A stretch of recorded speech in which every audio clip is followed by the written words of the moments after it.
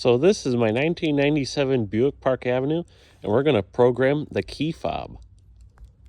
First step is to go into the car and locate your OBD2 port, which mine is right here. Second step is you get a paper clip and you connect pins 4 and 8. Third step is you put the keys in the ignition.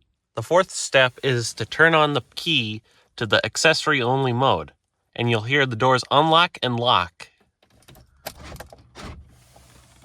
See, the doors just did that. Then you go to your key fob and you hold down the lock and unlock button, and you'll hear the doors unlock and lock again after a little time.